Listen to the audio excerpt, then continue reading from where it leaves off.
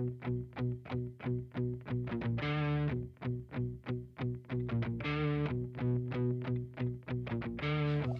up, man? What's up, man? How you doing? I'm doing great, bro. How are you? Doing pretty good. Just got done teaching class, early morning class. Hell yeah, man. Right on. What kind of numbers you guys have for morning class? Pretty good turnout? 6 a.m. is generally anywhere from like 15 to 20, you know. Nice. But, you know, it's early morning, so we get a lot of cops and stuff like that. Yeah, we've been doing pretty good on our morning class. We have morning class every day of the week, and I teach a couple of them, and it's 8 or 10 is usually about what we've been running. So cool. Nice. Yeah, 6 a.m. It took a while to grow it, you know, but it happened quick. Man, and I believe that you have like a super funny viral video you coaching at morning class, drinking some coffee. Yeah. Super hilarious. I've shared that a few times, and I shared it just to kind of promo you coming on the podcast, but funny stuff.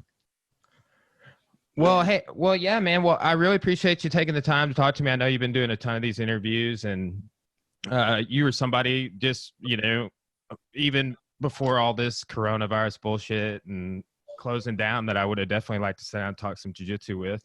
Yeah. But you know, how have things been going for you guys since you've reopened? Have you had any more difficulties from local, you know, administration or anything like that? No, I mean, we got like, so I have a few.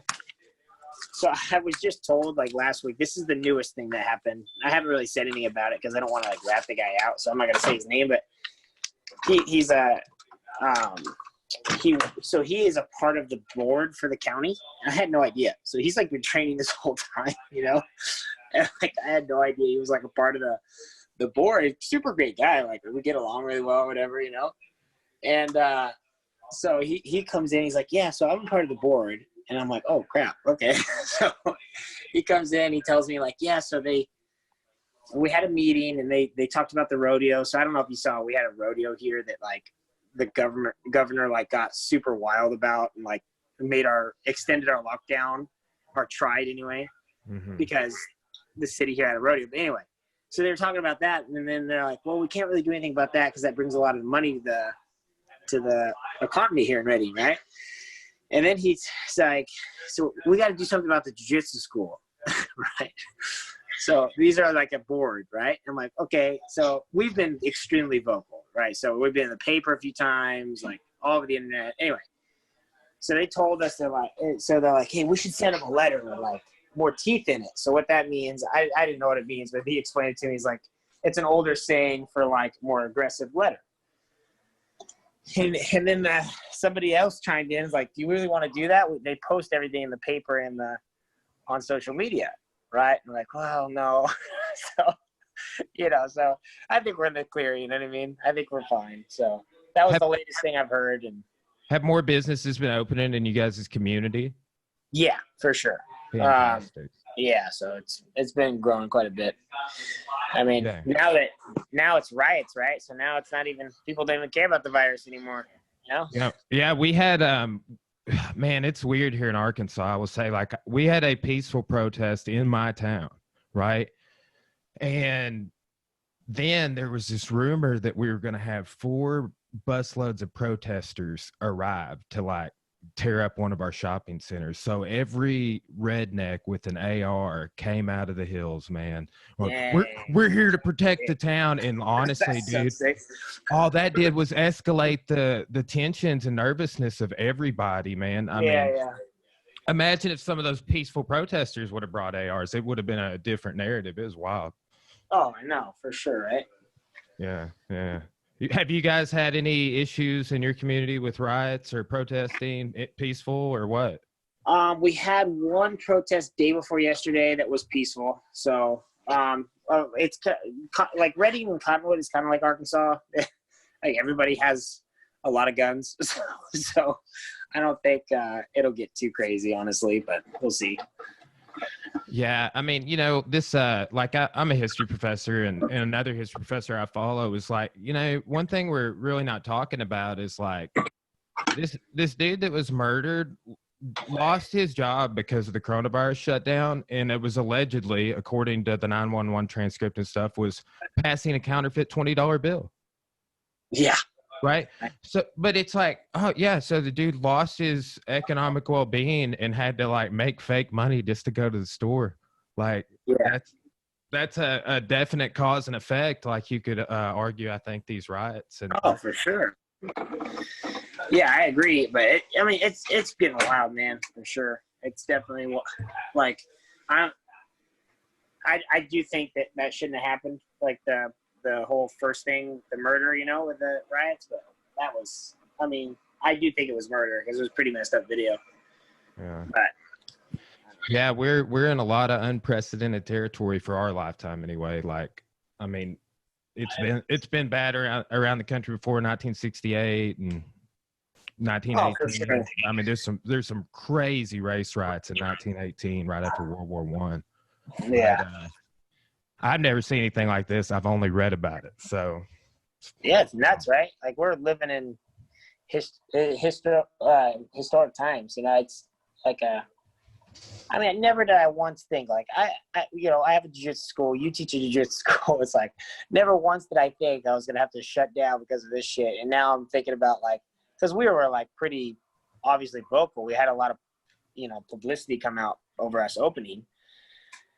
So a lot of people know who we are, and we got a lot of windows in the front, right? So I'm like, crap, dude. You know what I mean? So we got to get everything expensive out of the gym, and like we have a safe here that I also have to like at least clear out because it's heavy as shit. So it's like, all right, well, it's just I never did I think in my life I was going to get prepared for these sort of things. You know what I mean?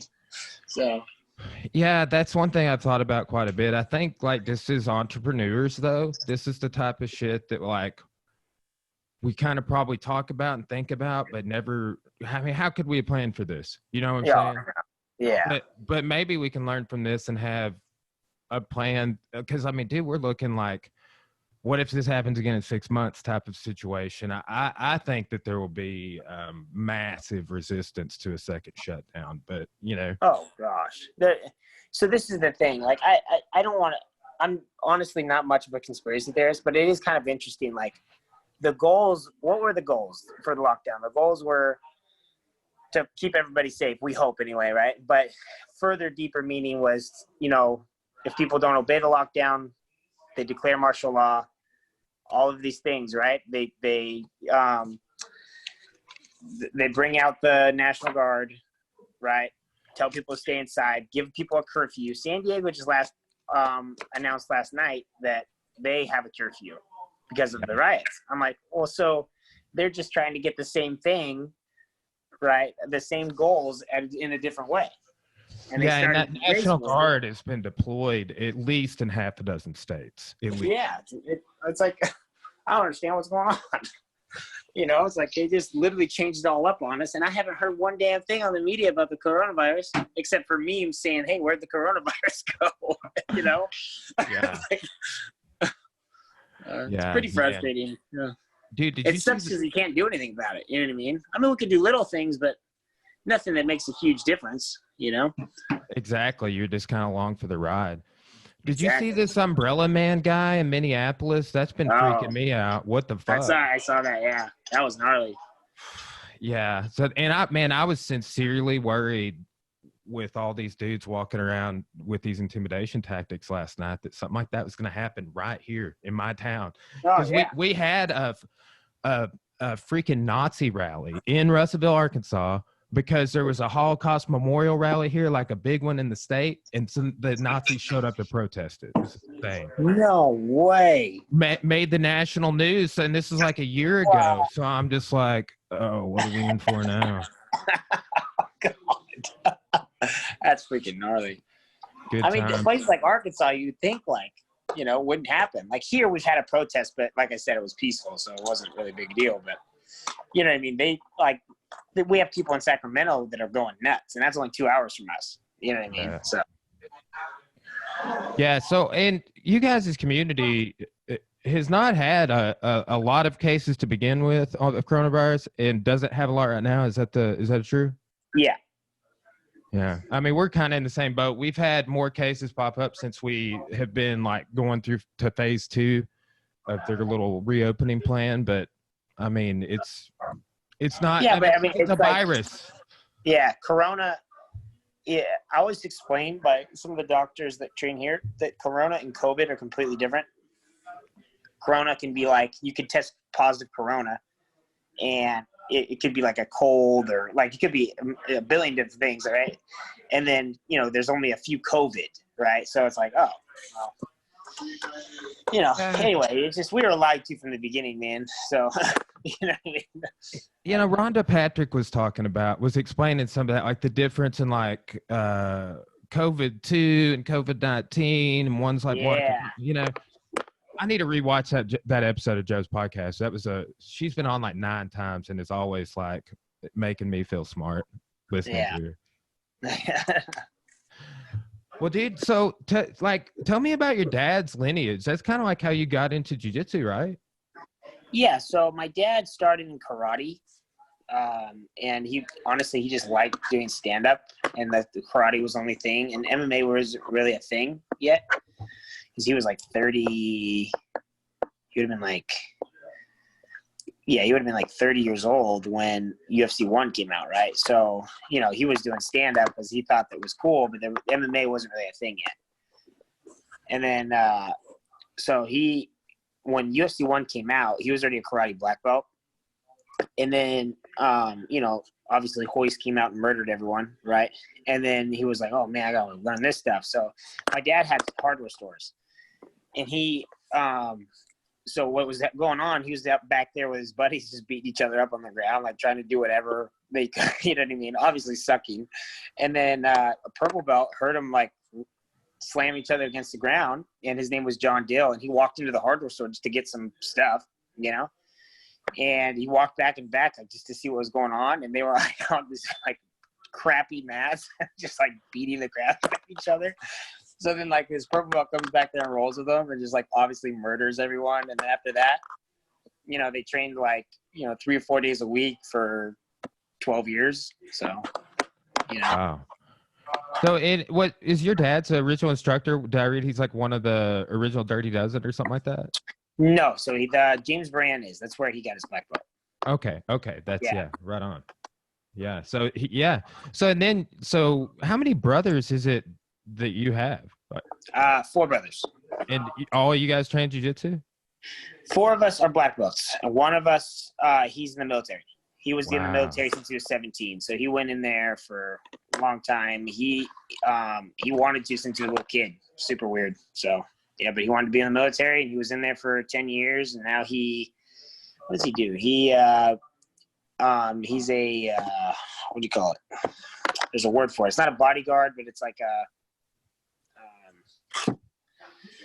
shit, man. What's the name? Oh, I know a lot of dudes that do that after they get out of the military, like a consultant for some sort of security firm. Yeah, like that. Yeah. So it's not a security firm. He does it for just random jobs. Like he was just on a news crew, because obviously news crews need protection right now.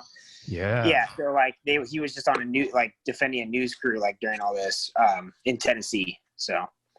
Man, I saw a crazy video of a guy. There was like a police car that had been put out.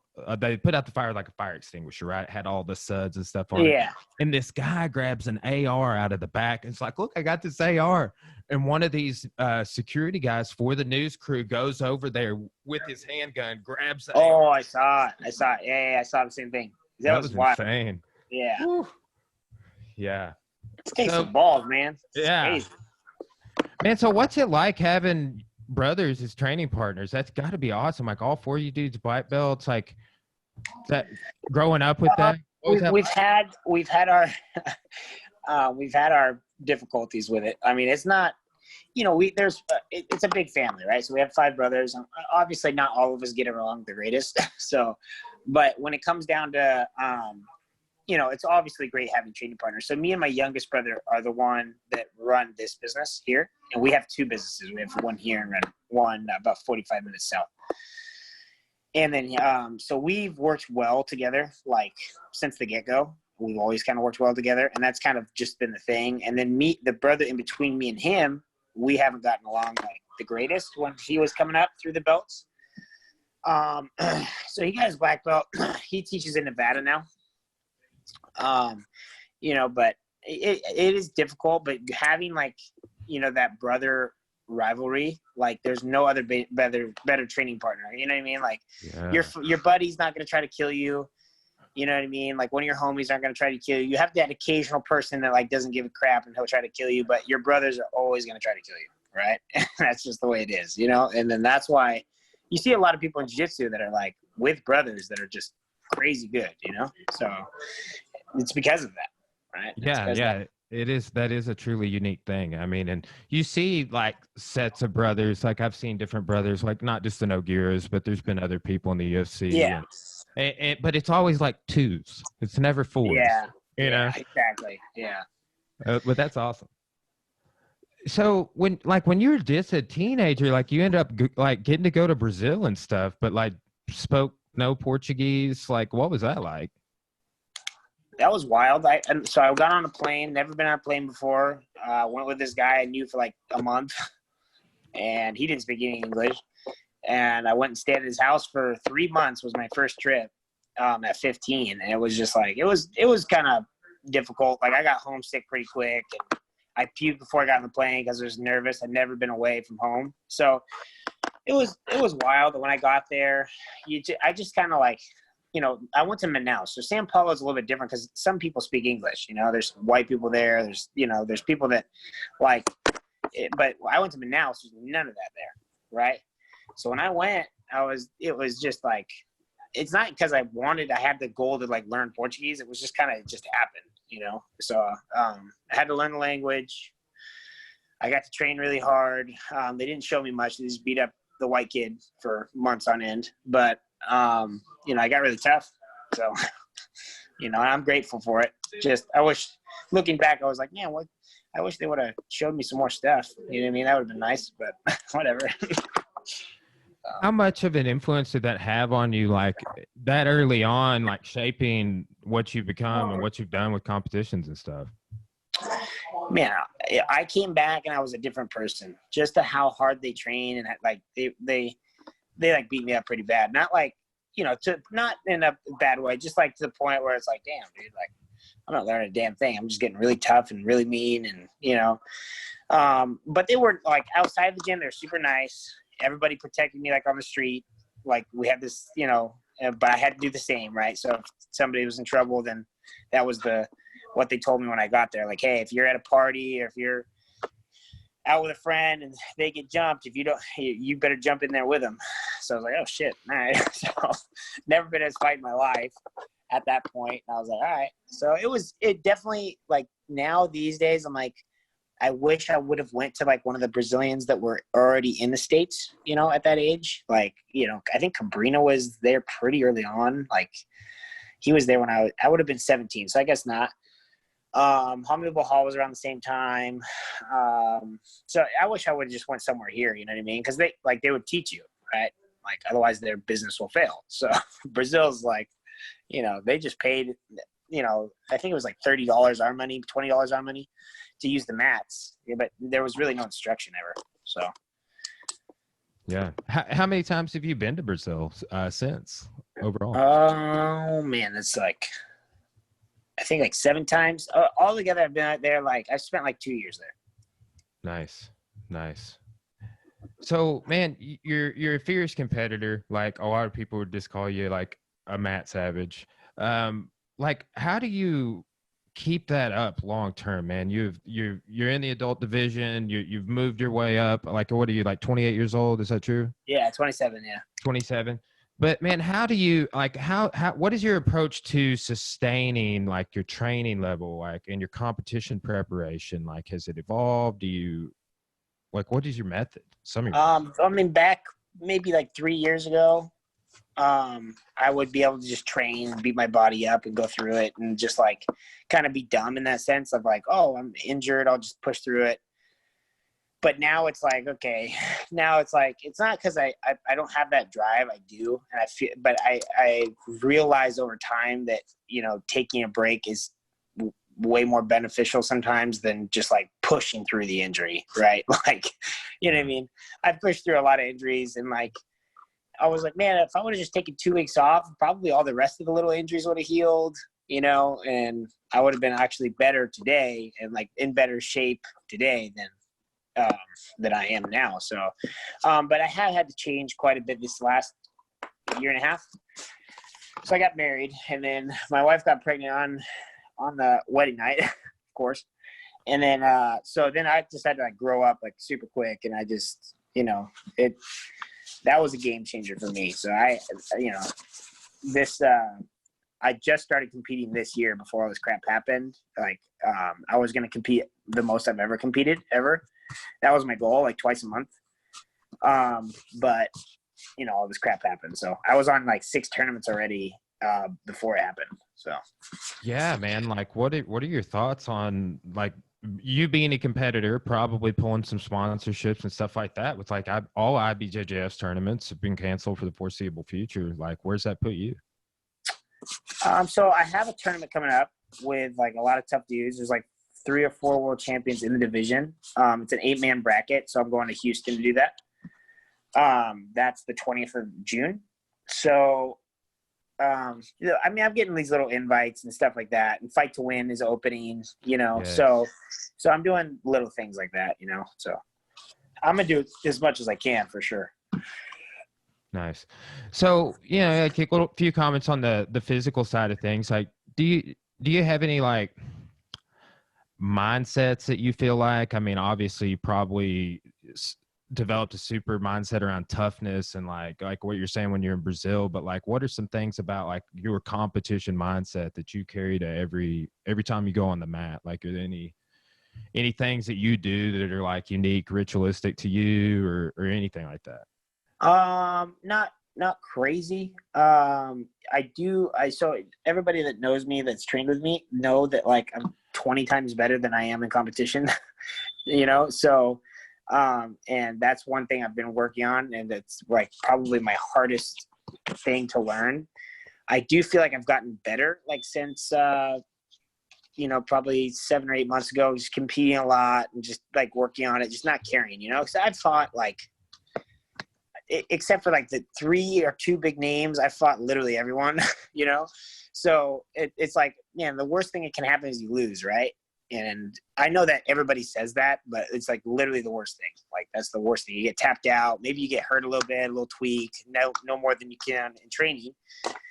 And that's the worst thing. So the hardest part for me has been the mindset in competition has definitely been hard, because I know like if I competed, like I like training here, like I would be like way better. But, you know, that's the main thing I've been working on. As far as like ritualistic stuff, I like to take an ice bath the night before. It just makes my body feel like way better for competition the next day, regardless if I took like a week off before, just to let my body heal. That ice bath like helps me a ton. So, I pray also, you know, try to do good deeds no matter what. Right. So, you know, especially before competition, like, I don't know why, sometimes I just like get weird. And like, you see like a homeless person like on the side of the road and they're like asking for money. It's like, shit, man. Like, you compete the next day. It's like, do I really want to pass like give myself bad karma, you know? So I don't know. You just think too much into it sometimes, but, you know, yeah, but not really crazy. Like I just pray and take my ice bath and just kind of. Yeah. Chill. Oh man. So, like, I've heard you make some comments about. I know you've been a part of like some bigger a big association, and like made some comments about like this culture that exists, at least in the IBJJF, of like, oh yeah, you're in the finals of the World Championships, which you've been working forever to achieve, hypothetically, you know, and oh man, but you know, this team member of yours, he's been on the team longer. So, oh yeah, that's fucking what I'll is, leave the team right then and there. like what is up with that? Like, what are your thoughts about that culture, and how is that healthy for the sport? So it's not healthy at all. But it is just a kind of a power move, and I don't know why they do it, because if both people are in the finals, like why they can't do that in the finals anymore, by the way. I don't know if you knew that, but Oh, no, I didn't, actually. Good. yeah, so semifinals they can do that. So what happens, this is what happens. This is the frustrating part.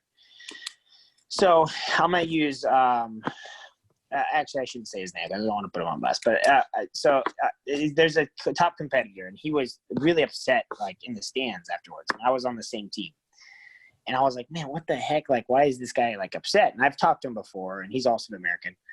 And I was like, why is this guy upset? So I go up to him, like, hey, what's up, dude? And he's like, nothing. I'm just like, I was supposed to be fighting the semifinals, but they made me close out to I guess seniority, right? Higher up in the ranks.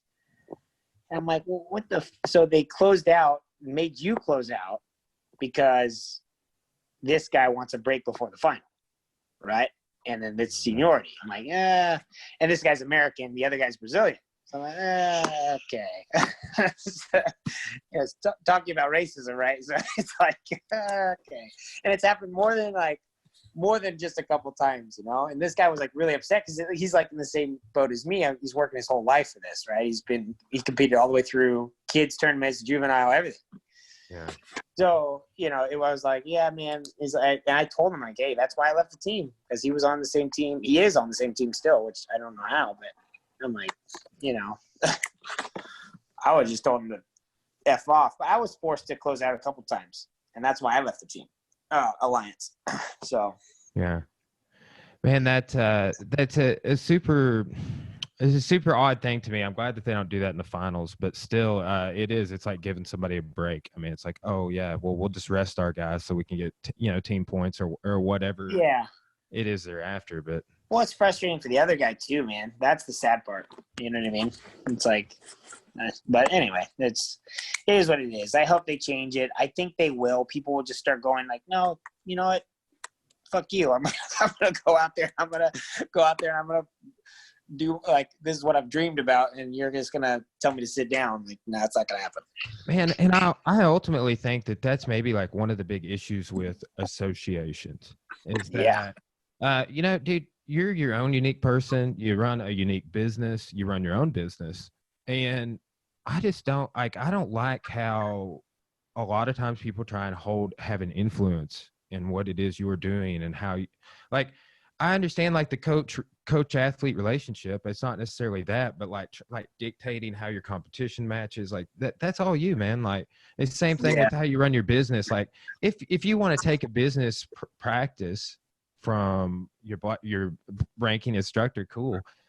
I mean, but for them being like, this is how you should run your business. Like, I just don't really see the need for all that kind of stuff. I don't see the need for that. I also don't see the need of people paying like these outrageous numbers for associations, right? For the name.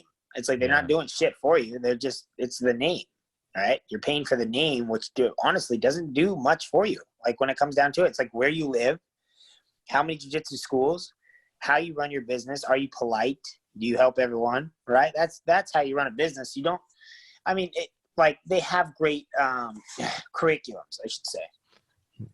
They do. Some of them have great ones. I've seen others like, this is stupid. Why would I ever do this? But, we've always kind of just done our own thing since the get-go. Like 10 years ago, we opened this gym. And, it's been great.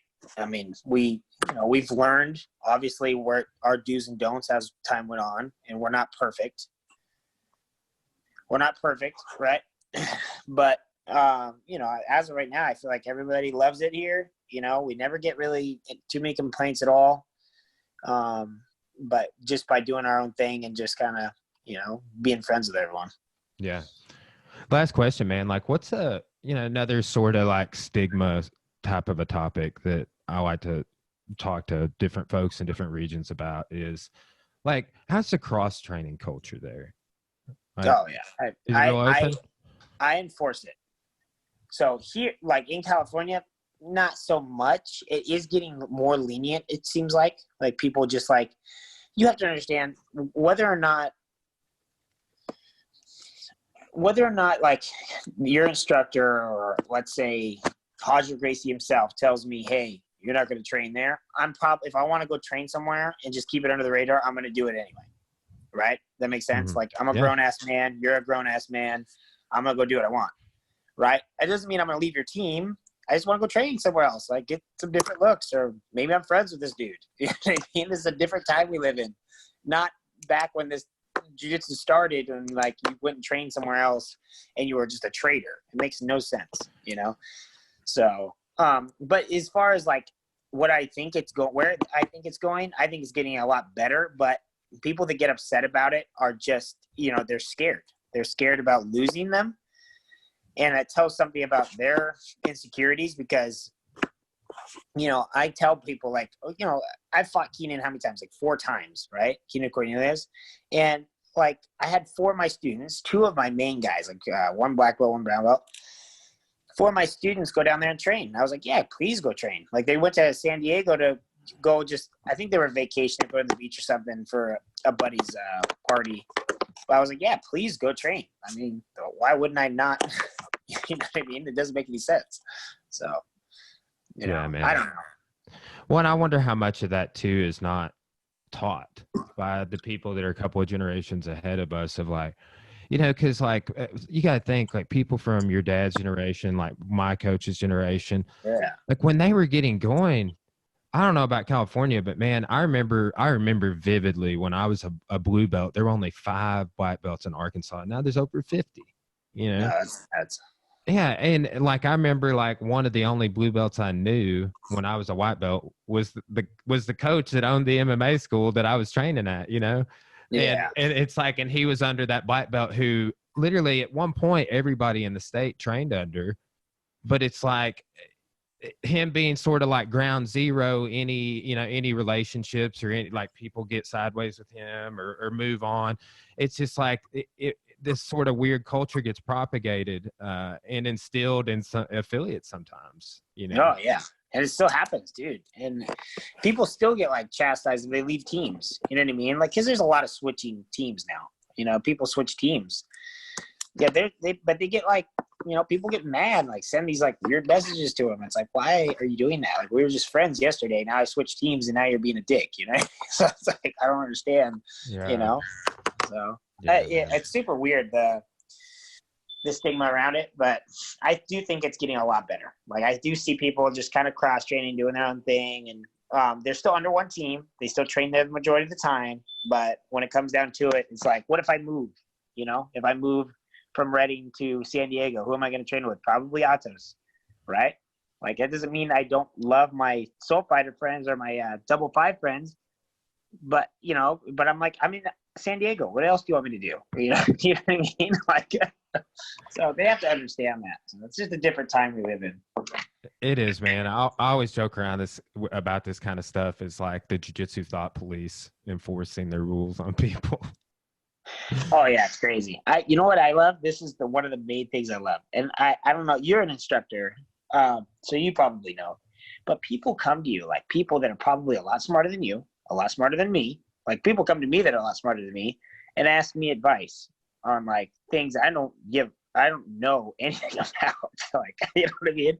Like, I'm sort of, you know, I'm like, no. Like, I just tell them I don't know. Like, no, that's not my, like, I'll have this, like, you know, like, doctors, like, come in, not ask me medical advice, obviously, but ask me, like, you know, like, what should I do in this situation? Not jiu-jitsu, like marriage or something. I'm like, I don't fucking know. Like, dude, you're 20 years older than me, first of all, right? You've got a lot more wisdom than me. Like, I have no idea. But it's so funny, like, that people will just listen to whatever, like, their instructor has to say, right, about life.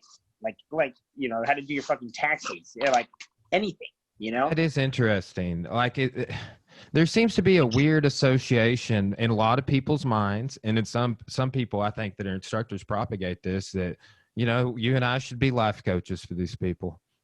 Yeah, but, like, I get it. Like, you know, eat right or eat, like, semi right. Like, I get it. You know, like, I understand that kind of point of it, and, like, push yourself and, like, don't give up, like, that shit, like that, like, perseverance. I understand, right? But, like, don't ask me, like, these weird, like, questions you should ask your therapist. You know what I mean? Like, don't, like, I don't know. Like, I have no idea. I just tell people I don't know. Like, I was gonna ask you that question because I thought you were smart. You know what I mean? Oh man. Yeah. You know, that's the most uncomfortable part about this. You know, and I had this, I trained with this guy for a long time that did like these speeches after class, like these like little, like, you know, which is cool. I get like little short ones, but he would like sit everybody down, have these like long speeches. I'm like, man, like I would just like, I believe in what I teach, right? My jiu-jitsu, right? And the way I live my life. And, you know, being like, I think I have okay morals. So like, but when it comes down to like sitting everybody down, like it has these pep talks with people. Like, I just don't feel comfortable doing that. Like, I'm like, man, these people are like, I can learn anything from anyone in this room, right? Maybe not about jiu-jitsu, but, you know, about a lot of things, right? Like, why would I sit here and give you guys this pep talk? Like, I know everything, you know? Yeah, man. I know exactly what you're saying. Like, man, I kind of just think like we're in the people business, like with all of the members that we deal with and stuff. Like, so it just does take on this broad array of weird instances where we just kind of have to respond to what they're throwing down or what we're seeing. Because man, all the instructors I've ever trained with are different and have different processes and approaches. Sure. And how they try and connect with their athletes and stuff. I kind of think I just try and meet people with their needs, like when I can. Yeah. So I agree. Like to push the, you know, I was explaining this to a student of mine. Like, I hold people at different standards, right? Like, not everybody should be held to the same standard. But like, listen, this guy here, he works 5 days a week, right? He's got kids. He can only train 3 days a week, right? He's 40 plus years old, right? I'm not going to hold him at the same standard to get a blue belt than I would, or get a purple belt, let's say, than I would one of my savage juvenile kids that just murder everyone, right? Why would I hold them at the same standard? It makes no sense, right? You know what I mean? And it's like, that's what you have to realize. There's different levels to this game, just like a black belt, right? You just said there's 50 black belts in Arkansas, right? There's probably 5 that kill everyone, right? True. You know what I mean? Exactly. So it's like, it's the same way in the jiu-jitsu world. You know, there's how many black belts that are registered on IBJJF is like 3,000 almost already, right? Registered. Think about unregistered. It's probably, you know, 30,000, which is still a small number for like worldwide. But still, I mean, 50 black belts in Arkansas. Arkansas is a small place. Shit, that surprised me when you said that. We're small and we're rural. Like, I mean, you know, like there's a lot of big towns on the interstates, but then there's a lot of big towns that you cannot use an interstate to get to. You know, that are you're going to go through the mountains. Like, Brian Stubner's a guy. He mentioned, I think you may know him. He's out of Springfield. But dude, if I took off to Springfield, I would drive through like no civilization for a couple hours, then I'd hit Branson, and then like 30 minutes later there's Springfield. But like there is literally, I mean, just a couple little stops. It's like one little town, Harrison, which actually was like the KKK capital, Arkansas at one point. Little history lesson. But you know, it's just, we're still rural. We didn't have like a lot of roads for the longest time. I teach Arkansas history at the college, and it's like that's always been our biggest obstacle, is how sort of unconnected we are, right? Yeah. So you're like Alaska almost. It sounds like Alaska. With all of our mountains and forests, man, it is, and it's a beautiful state. Lots of nature, which I know you said you had some family here, but I've never been. I want to go though. All right, one of my bucket lists is I definitely want to go. Well, hey, maybe we can have you out for a seminar or something sometime, man. I would definitely. Yeah, I would just love to come train and just kind of, you know, see where my family came from. How you said you were like an hour from Little Rock, right? About an hour on Interstate 40. So, which 40 is the interstate I've driven to California before, and it's like straight 40 the whole way till you hit like, what is it? Was it Barstow? I think. Yeah. Something like that. I-5 can get like, so Redding is an interesting place. So Redding is like the city you hit before like I-5 gets like super beautiful and like mountains, and you drive through 2 lakes and like all this like crazy cool stuff to see. And then south of I-5 is just straight fields and until you hit Sac, and then it's straight field some more until you hit Bakersfield, and then it's you know what I mean. So it's like there's a big part of California that's just untouched still. You know? Yeah. Well, right on, man. Well, Tanner, I really appreciate you taking the time, and you know. Hey, I'm sorry about last time too, man. I apologize. I almost felt bad for hitting you up because, like, I've seen how many of these interviews you've been given. And I didn't want to make this talk all about, like, the COVID. I appreciate it. No, it was definitely refreshing not talking about COVID and, like, all the lawyer shit that I had to go through. Because it's honestly, I think it's – now we're worried about our windows getting broken. So we're not really worried about the virus no more. So, you know. 2020, man. This has been have you seen those memes? Last thing, sorry. Have you seen those memes? It's like, hey, we just found this cave with like 7 monsters that we thought were extinct. And they're like, it's not the year, like, man. Not the year, Dan. Shut it down. Close the cave off.